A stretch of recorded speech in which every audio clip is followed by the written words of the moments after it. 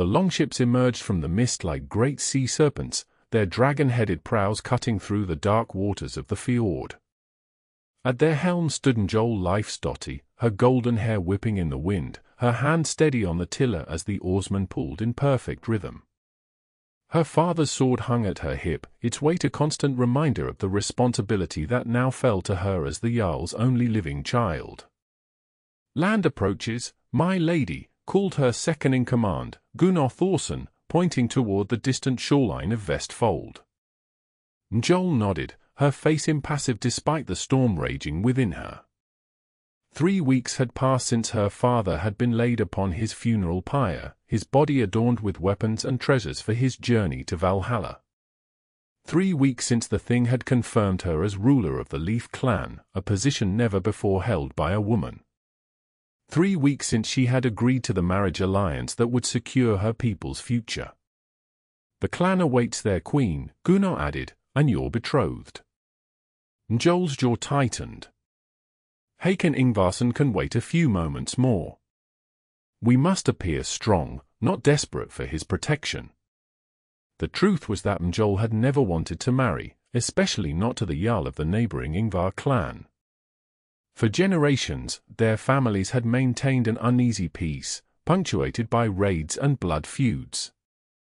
Only her father's wisdom had prevented all-out war, and now that task fell to her, through marriage to a man she had never met, a warrior whose reputation for brutality in battle was matched only by his cunning in politics.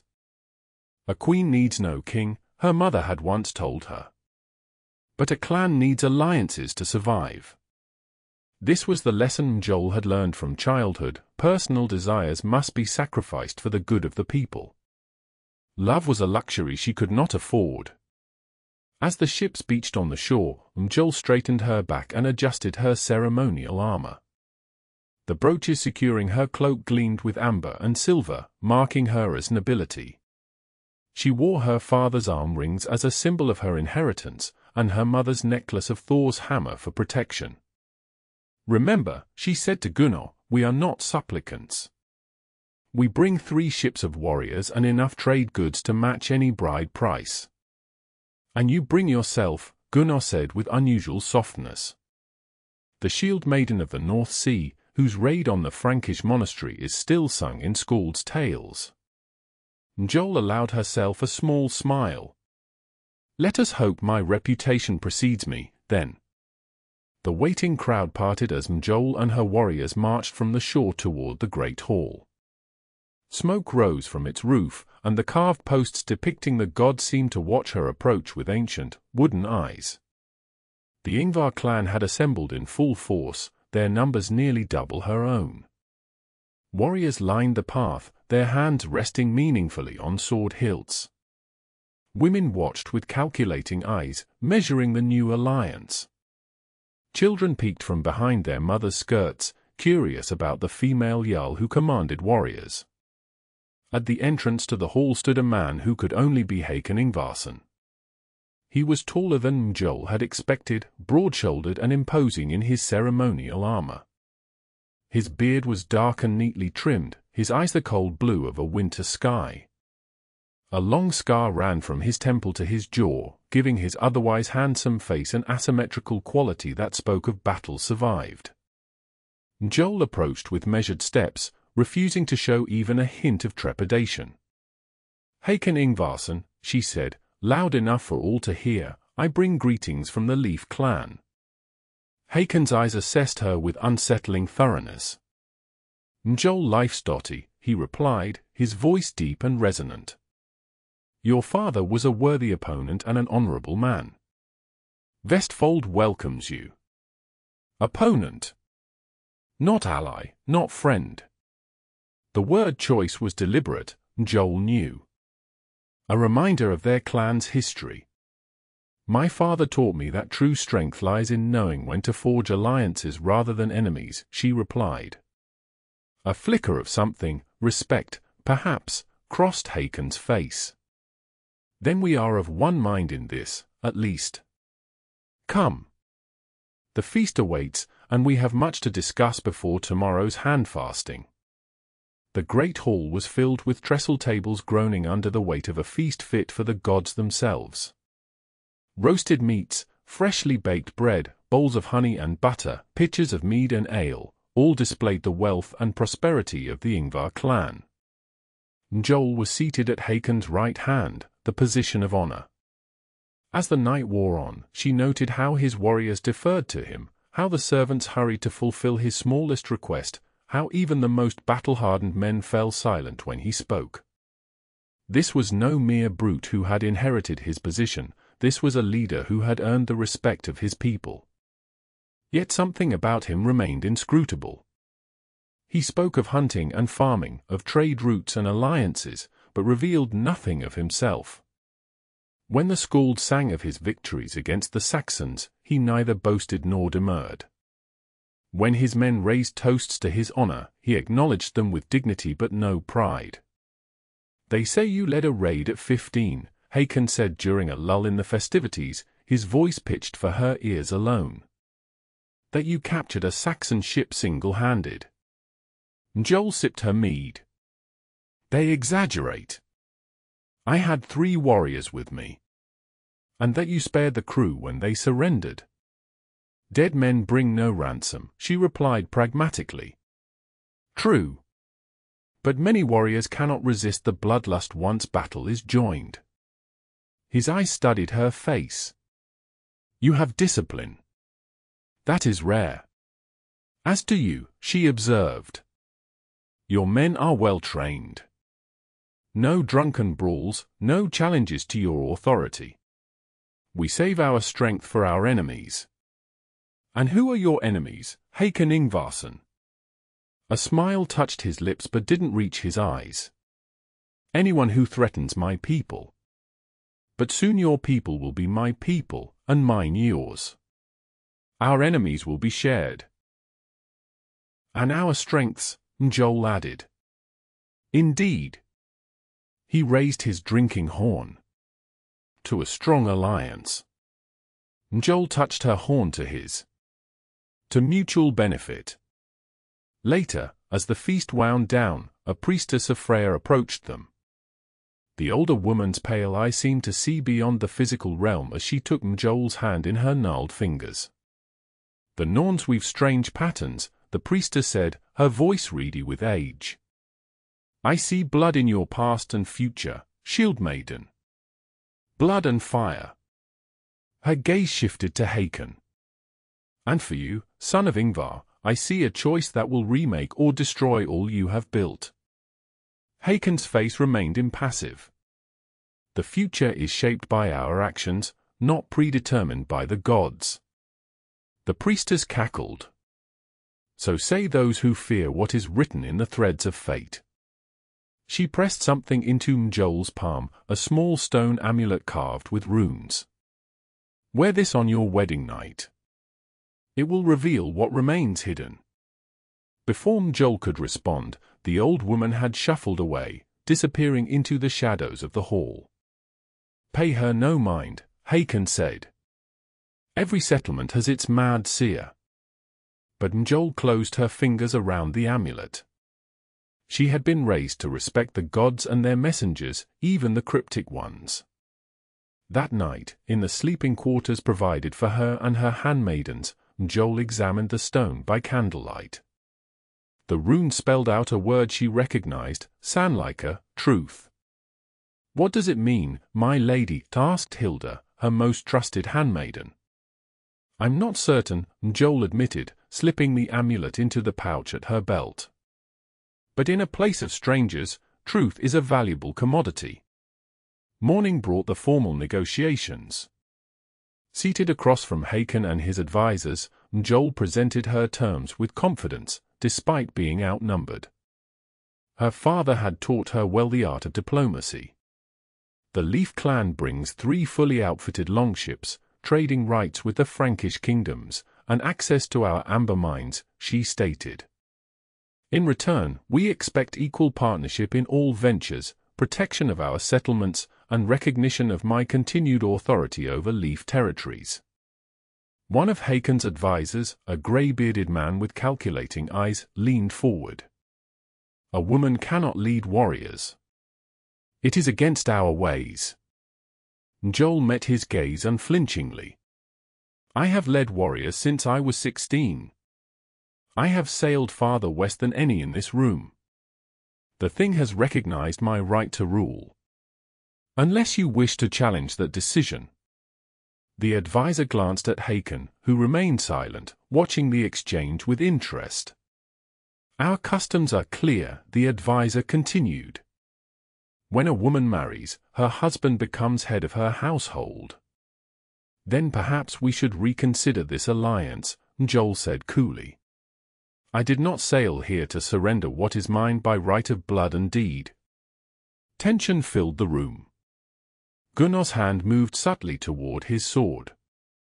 Hakon's men straightened, alert to the possibility of conflict.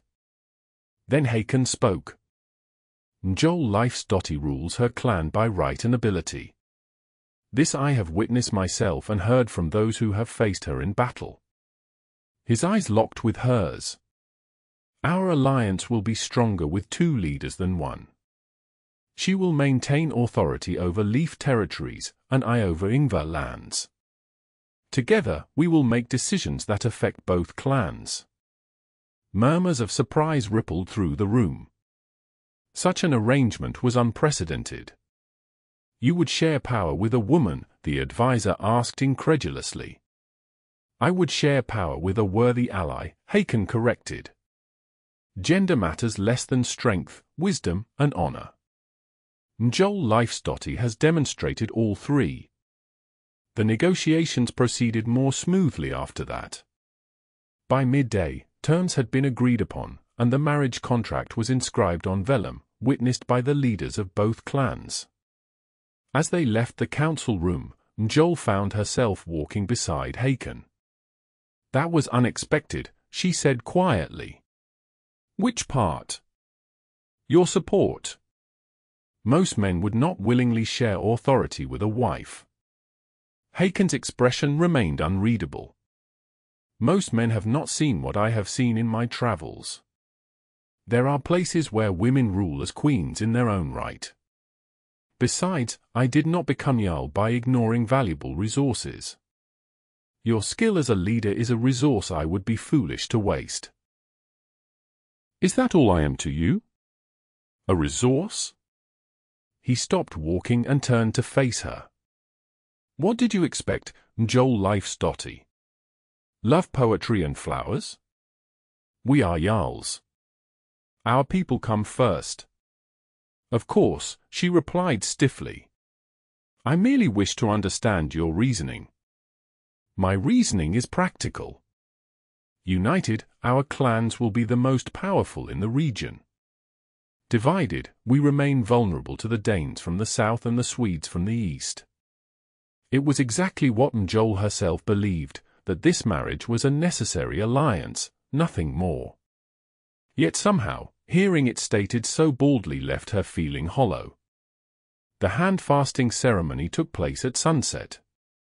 Mjoll wore her finest gown, dyed blue with costly woad, adorned with bronze brooches and glass beads.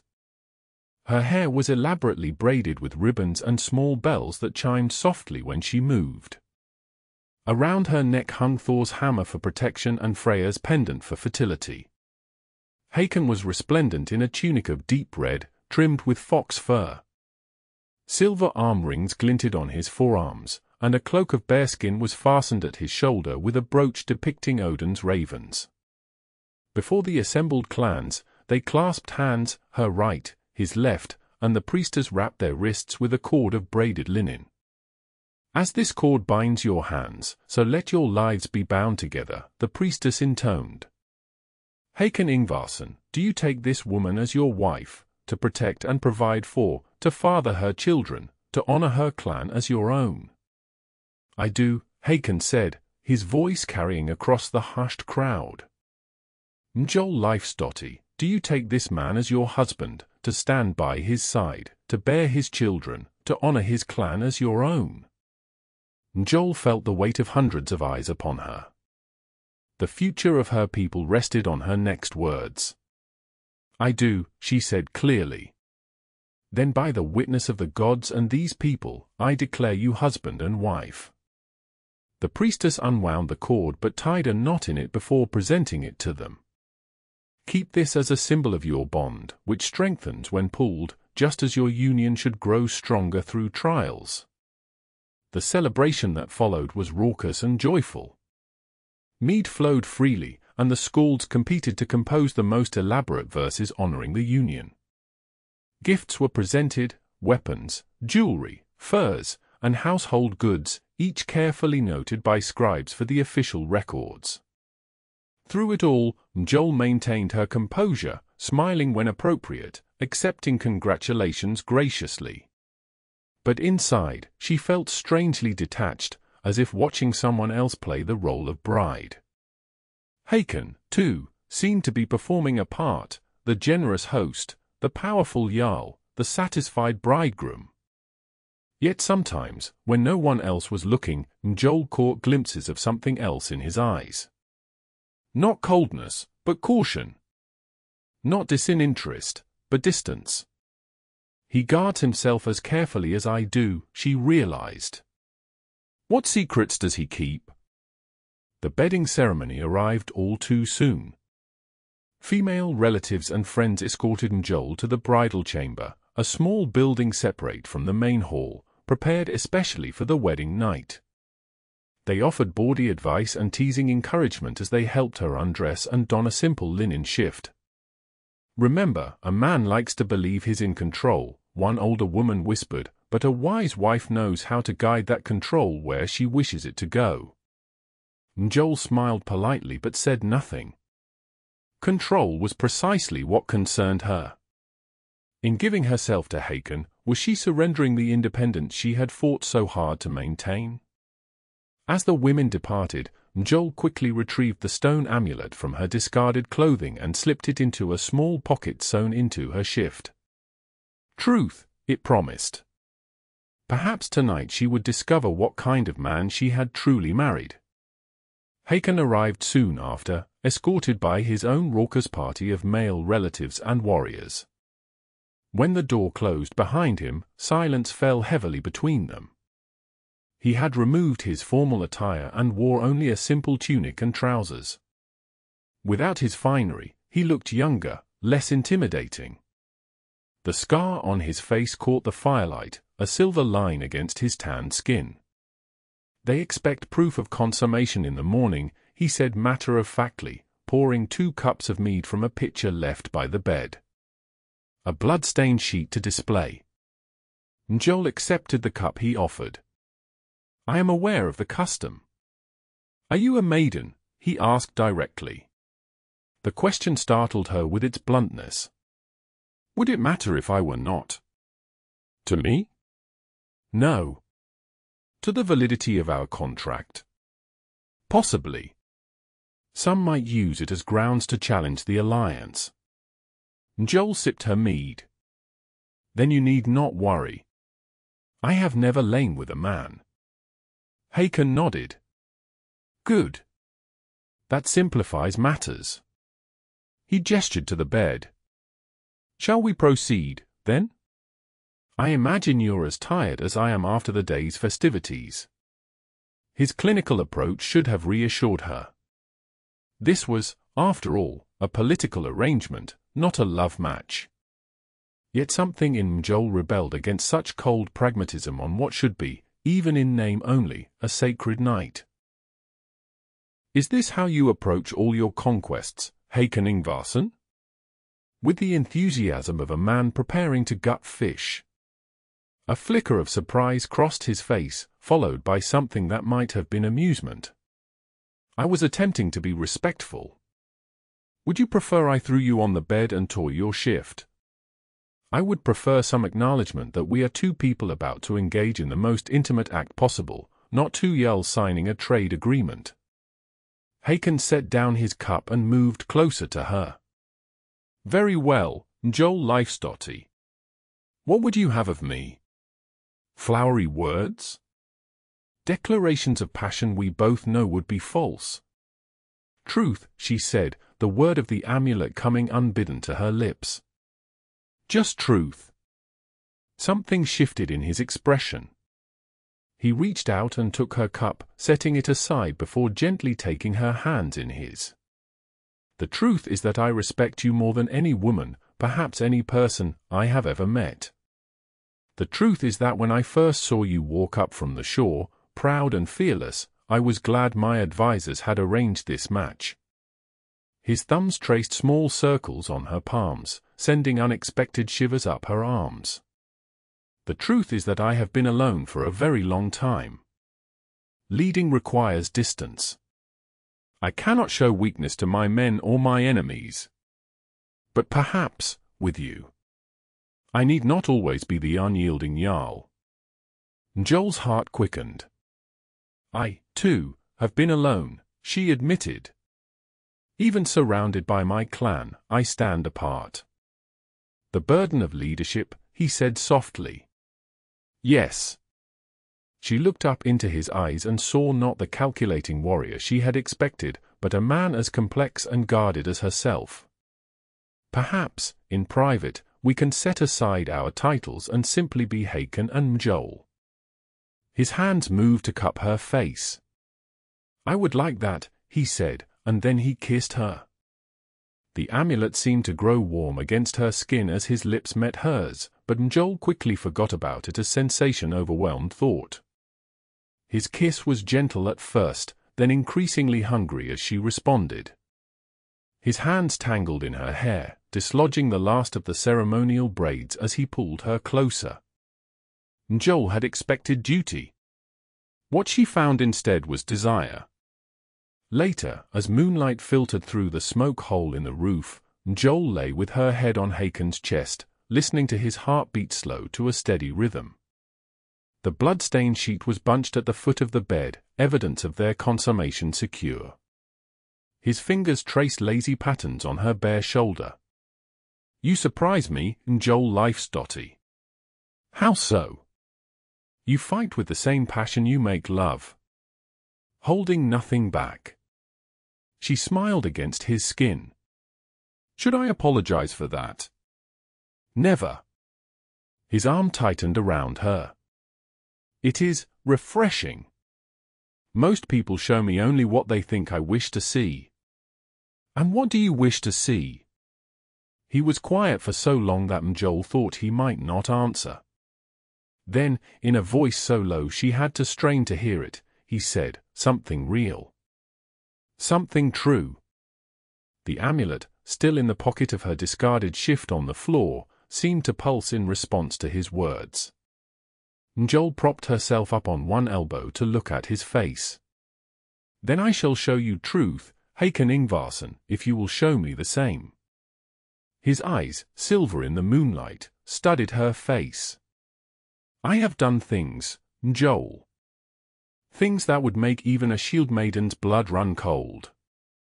As have I, she replied. We are Vikings. Violence is our trade. Not all violence is equal. His voice grew distant. There is killing in battle, where both sides stand armed and ready. And then there is the other kind. Mjoll felt a chill that had nothing to do with the night air. What kind of violence haunts you, husband? Hakon sat up, the furs falling away from his torso, revealing a network of scars that told stories of countless battles. But it was the look in his eyes that spoke of deeper wounds. 8 winters ago, I led a raid against a settlement to the east. They had attacked our fishing boats, killed our men. We believed them to be ordinary raiders, perhaps Swedes or Gotlanders. His hands clenched into fists. What we found was not a warrior's camp but a village. Women, children, elders. The raiders we sought were only a small band who had already moved on. But my men, they were hungry for vengeance. And I? You let them take it, Mjoll finished for him. Hakon's nod was almost imperceptible. I did not just let them. I ordered it. I told myself it was necessary, that any survivors would only seek revenge, that mercy was a luxury we could not afford. He looked down at his hands as if seeing them stained with blood. We burned the village to ash. Not a single soul was left to tell the tale. And for years, I convinced myself it was justified. The act of a strong leader protecting his people. Mjoll felt the weight of his confession like a stone in her chest. This was the brutal warlord she had heard rumors of, the man whose name made even hardened warriors tremble. "What changed your mind?" she asked quietly. 2 springs later, I led another raid, farther east than before. We captured a man, older but still strong. He fought like a berserker, killing 3 of my best warriors before we subdued him. When I asked why he fought with such hatred, he told me we had burned his village, slaughtered his family. He had been away fishing when we attacked. Hakon's voice grew hollow. He described the village exactly. He named the dead, his wife, his daughters, his infant grandson. He had returned to find nothing but charred bones and ash. "What did you do with him?" Mjoll asked, though she feared she knew the answer. "I killed him myself. Quickly, with honor. It was all I could offer." Hakon's eyes met hers, bleak and haunted. "Since that day, I have forbidden the killing of unarmed villagers in any raid. My men think it's strategy, that I prefer ransoms and slaves to corpses. They don't know it's because I cannot wash the ash from my hands, no matter how many years pass." Mjoll sat in silence, absorbing his confession. Many Jarls would have boasted of such ruthlessness. That Hakon viewed it as his greatest shame spoke volumes about the man he had become. "We all carry burdens, Hakon," she said finally. "Actions we cannot undo." "And what burden do you carry, Mjoll Leifsdottir? What ghost haunts your dreams?" Mjoll took a deep breath. If he had offered his truth, she could do no less. "My mother did not die of fever, as most believe," she said. "She took her own life after my father returned from a raid with a Saxon woman, young, beautiful. He installed her in our household, treated her more as wife than thrall. The memory still had the power to make her throat tighten. My mother could not bear the shame. One night, she walked into the sea and did not return. I was 14. And the Saxon woman?" Hakon asked gently. "I blamed her for my mother's death. I made her life a misery, small cruelties, day after day. I turned the other servants against her. I destroyed the gifts my father gave her." Mjoll's hands twisted in the furs. "She was with child, my father's child. She lost it after I deliberately startled her horse while she was riding. She fell badly. There was so much blood." "Did she die?" "No. But the child did. My half-brother or sister." Mjoll's voice broke. "My father never knew what I had done. He thought it was an accident. But the woman, Elswith was her name, she knew. I saw it in her eyes. Yet she never told him." "Why do you think she kept your secret?" Mjoll had asked herself that question 1,000 times. I think she understood grief. And rage. She had lost her own family when our warriors raided her village. She was not so different from me, a woman caught in circumstances beyond her control, trying to survive. She looked up at Hakon. After the accident, I began to see her differently. To see that she had not asked to be taken from her home, to be made my father's concubine. She was as much a victim as my mother, in her way. What became of her? She lives still, in our settlement. My father freed her before his death. I have given her a place of honor in my household, though she has refused my offers to help her return to her homeland. She says there is nothing left for her there." Hakon nodded slowly. So we are both haunted by the consequences of Viking raids. By innocent blood. Yes. And now we lead our own raids, make our own difficult choices. Mjoll reached for his hand. Perhaps that is why the gods brought us together, two broken vessels that might, together, hold something whole. Hakon's fingers interlaced with hers. Is that what you believe? That the gods guided our match? I believe that nothing happens without purpose, though the gods rarely reveal their designs clearly. He brought her hand to his lips. Then let us trust that whatever force brought us together knew what it was doing. As she settled back against his chest, Mjoll felt something she had not expected to find in this arranged marriage: connection. Not love, not yet, but the possibility of it. A foundation upon which something stronger than mere alliance might be built. She was drifting toward sleep when Hakon whispered against her hair, words so soft she almost missed them. You are not what I expected, Mjoll Leifsdottir. I think perhaps you are what I have always needed. The amulet in her discarded shift seemed to pulse once more, then fell silent. The days that followed were filled with the business of combining two powerful clans. Messengers were dispatched to distant settlements announcing the alliance. Trading agreements were revised to reflect the new political reality. Warriors from both clans trained together, suspicious at first, then with growing camaraderie as they recognized each other's skills. Through it all, Mjoll and Hakon presented a united front in public while discovering each other in private. Their nights were filled with passion and conversation that stretched until dawn, each revealing pieces of themselves they had shown to no other. Mjoll learned that Hakon had a younger brother who had died defending their settlement during a raid, that he carved wooden figures with surprising delicacy, that he spoke 3 languages learned from captives and trading partners. Hakon discovered Mjoll's gift for navigation by stars, her knowledge of healing herbs, her secret fondness for the romantic sagas that schools sometimes recited. A month after their wedding, as summer reached its peak, they journeyed together to the Leaf settlement. Mjoll watched Hakon's face carefully as they approached by ship, curious to see his reaction to her home. It's more substantial than I expected, he admitted as the wooden palisades came into view.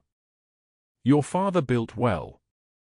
And I have improved upon his work, Mjoll said with pride.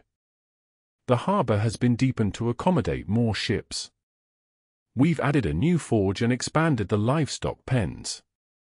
Hakon nodded appreciatively. I see why you were reluctant to abandon it for Vestfold. This is a prosperous holding. The reception from Mjoll's people was cautious but respectful. They had known of the alliance, of course, but seeing their lady return with the fearsome Hakon Yngvarson made the reality of the political marriage unavoidable. As they walked through the settlement, Mjoll made a point of introducing Hakon to key members of her clan, her steward, her master shipbuilder, her lead warrior. Each acknowledged him with careful deference, their eyes always returning to Mjoll for confirmation. They are loyal to you, Hakon observed as they continued toward the Great Hall. That is good. Loyalty cannot be bought or forced, only earned. As you have earned your people's loyalty, Mjoll replied. Our challenge now is to ensure both clans transfer some of that loyalty to both of us. Hakon's hand brushed hers briefly, a subtle gesture of affection he had begun to show when others were present but not watching too closely. A challenge we will meet together. In the Great Hall, a feast had been prepared in honor of their return. As they took their places at the high table, Mjoll noticed a slender woman with fair hair helping to serve the mead. Though dressed in the Norse style, there was something in her bearing that marked her as foreign. Hakon noticed her attention. Who is she? Elswith, Mjoll said quietly. The Saxon woman I told you about. Understanding dawned in his eyes. Ah. She is younger than I imagined. She was barely more than a girl when my father brought her here. Mjoll felt the familiar twist of guilt in her stomach. I should speak with her, ensure she is being treated well in my absence. Would you like me to accompany you? Mjoll considered the offer. No. This is a conversation best had alone. Later, after the feast had wound down and Hakon was deep in discussion with some of her warriors about the possibility of a joint raid come spring, Mjoll found elves within the weaving house, working by lamplight on a beautiful tapestry depicting Yggdrasil, the world tree. Your skill has improved greatly, Mjoll said by way of greeting.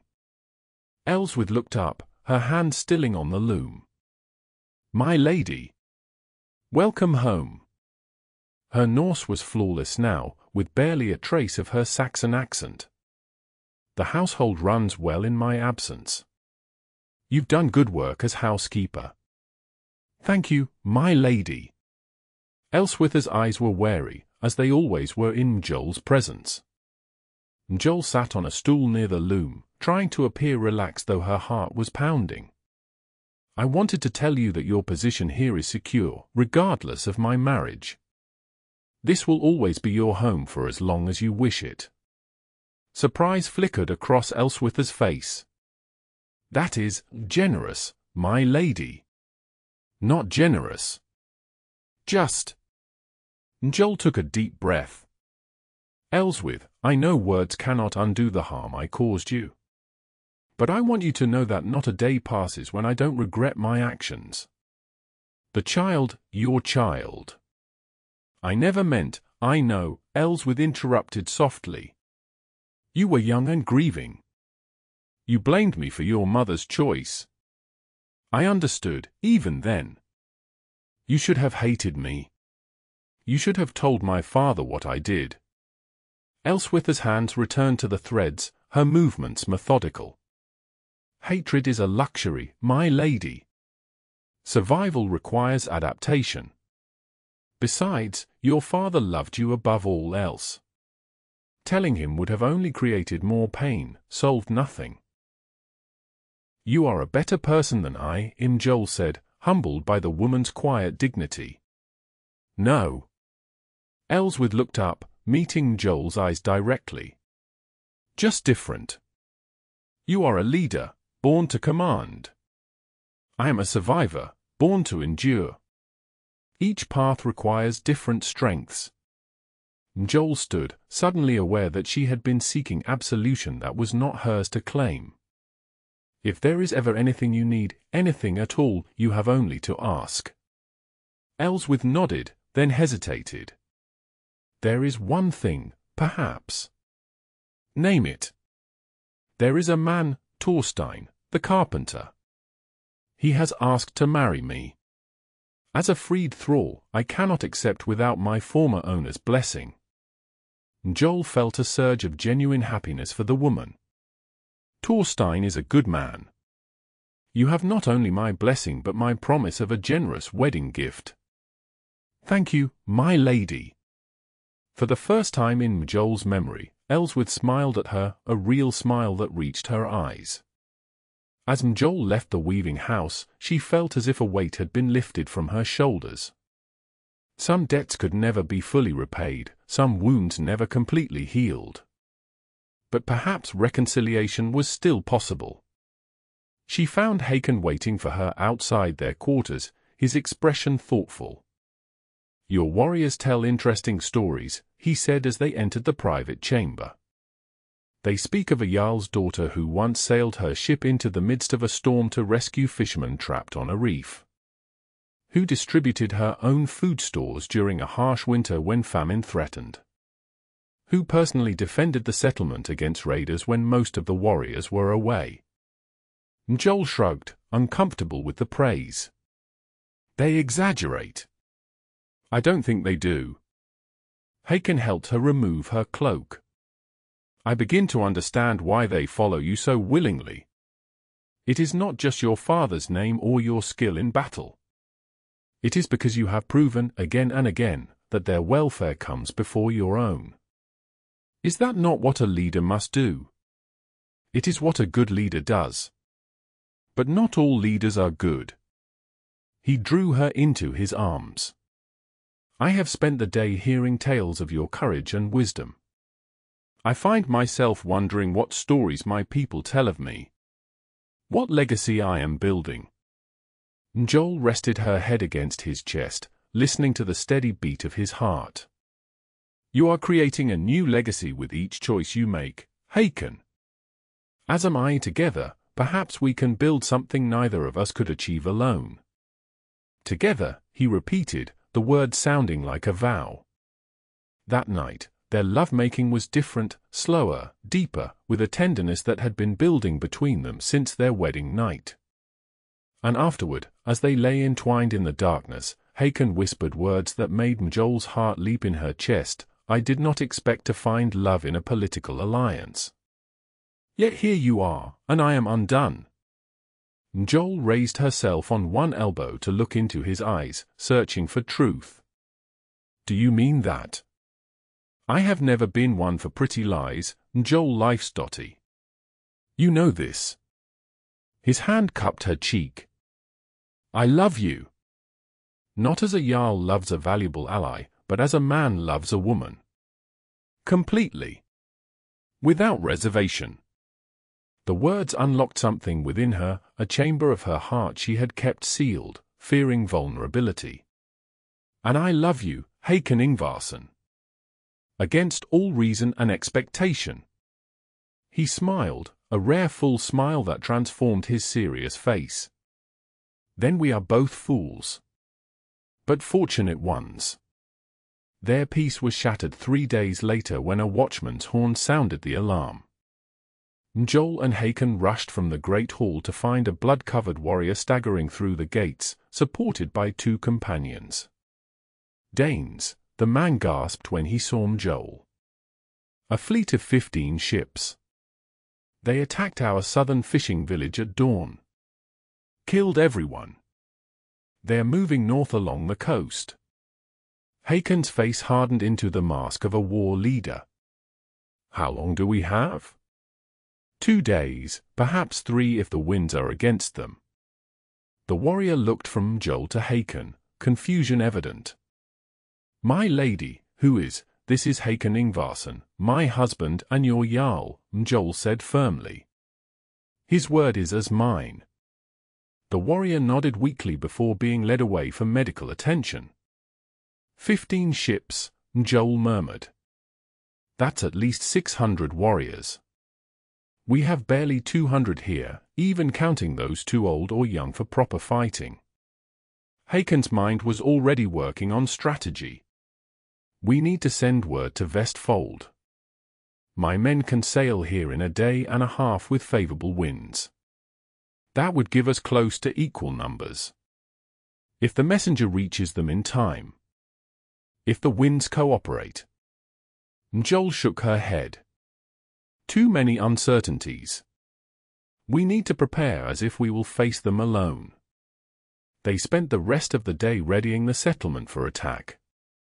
Every able-bodied person was assigned a role, warriors to the walls, archers to the towers, women and older children prepared to carry water and weapons, the very young and old gathered in the most defensible building. As night fell, Mjoll found Hakon studying a map of the coastline, his face illuminated by lamplight. You should rest, she said, placing a cup of mead beside him. As should you. He looked up, his eyes shadowed with concern. But I suspect neither of us will sleep much tonight. Mjoll traced a finger along the coastline on the map. I've been thinking. There's a narrow channel here, between these islands. The current is treacherous unless you know exactly where to navigate. The Danes will almost certainly avoid it. Meaning they'll take the longer route around the islands. Yes. Which could give us another half-day, perhaps more. Hakon nodded thoughtfully. Every hour helps. But even with my warriors, we'll be hard-pressed to defeat a force that size in direct combat. Mjoll sat across from him. Then we don't fight them directly. We use what advantages we have, the knowledge of the terrain, the element of surprise. An ambush. Hakon's eyes lit with understanding. Not here at the settlement, but before they reach it. Exactly. Mjoll leaned forward eagerly. There's a narrow fjord they must pass through. The cliffs on either side are perfect for archers. We could position warriors in small boats, hidden among the reeds at this bend. When the Danish ships are fully committed to the passage, we attack from multiple directions simultaneously, Hakon finished. It could work. It's bold, but it could work. They spent hours refining the plan, identifying potential weaknesses, preparing contingencies. And when they finally sought their bed, it was not for sleep but for the desperate comfort of each other's arms, both acutely aware that these might be their last moments of peace. If I fall, Hakon said as they lay together in the darkness, know that these months with you have been the happiest of my life. You will not fall, Mjoll said fiercely. Neither of us will. We have too much left to build together.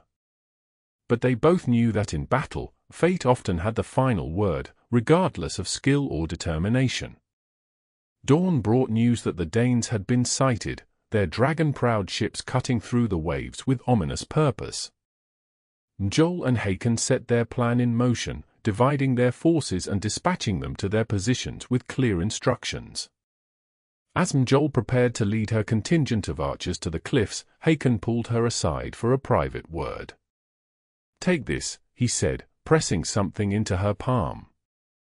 It was an arm ring of intricate design, silver inlaid with gold, engraved with runes. It's beautiful, Mjoll said, slipping it onto her wrist. But why now? It belonged to my mother. She gave it to me before she died, said it would protect me in battle. His eyes held hers intently. I want you to have that protection today. The gesture touched her deeply. I will return it to you when victory is ours, she promised. His kiss was brief but fierce. Until then, wife. Until then, husband. The battle, when it came, was both more terrible and more successful than they had dared hope.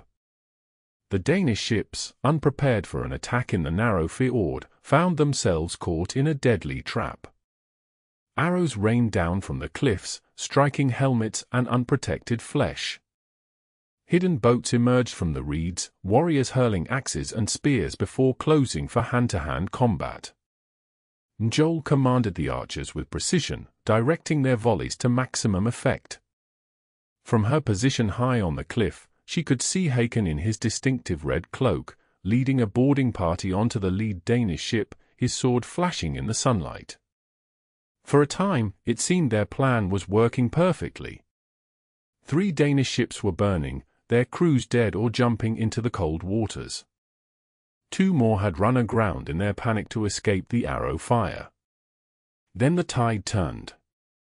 A group of Danish berserkers, their bodies painted with blue woad and their minds clouded with battle mushrooms, charged through the hail of arrows as if immune to pain. They reached the narrow path leading up to the archers' position and began to climb. Hold your positions, Mjoll shouted to her archers. Continue firing on the ships. I'll deal with them. Gathering a small group of warriors who had been guarding the archers, Mjoll moved to intercept the berserkers before they could reach the main archer position. The path was so narrow that only 2 men could walk abreast, giving her a temporary advantage despite being outnumbered. The fighting was brutal and intimate.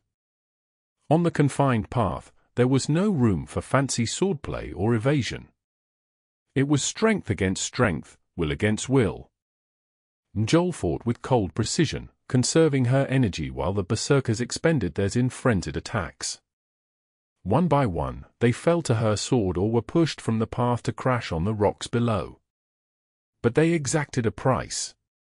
A Danish axe slipped past her guard, opening a gash on her thigh. Another blow caught her shield, splintering it and numbing her left arm. Below, the sea battle raged on. Through gaps in the fighting, Mjoll caught glimpses of the larger conflict. The Danish force was diminished but not defeated.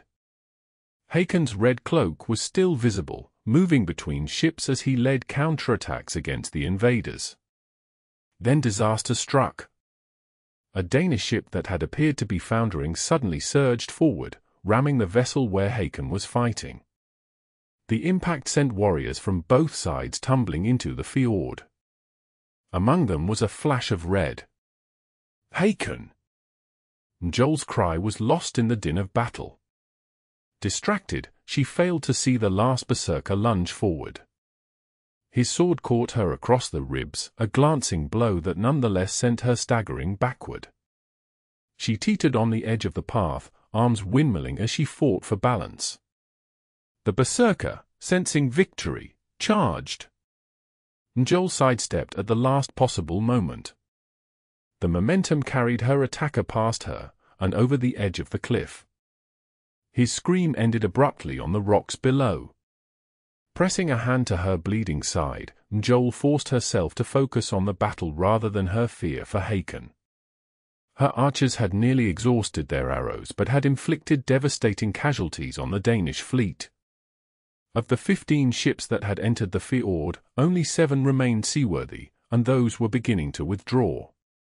"Keep firing," she commanded. "Don't let them regroup." The remaining arrows found their marks.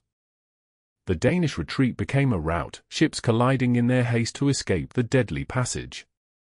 By the time Mjoll made her way down to the shore, the battle was effectively over. The fjord was littered with debris and bodies. Danish survivors were being pulled from the water and bound as captives. Wounded Norse warriors were being tended by those with knowledge of healing.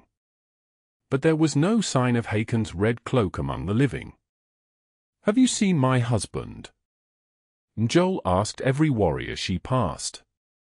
None had seen him since the ship collision. With growing desperation, she searched among the wounded laid out on the shore. She checked each body pulled from the water. As the day waned and the search continued, hope began to fade. Gunnar found her sitting on a rock, staring out at the fjord now turned red with the setting sun. "My lady, we should return to the settlement.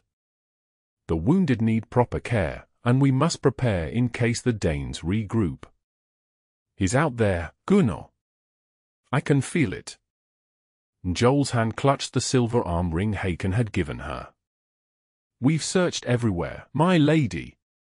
If he were, I am not leaving without him." Her voice brooked no argument. "Continue the search. Use torches. Check every inlet, every beach." Night fell, but Mjoll refused to abandon her vigil.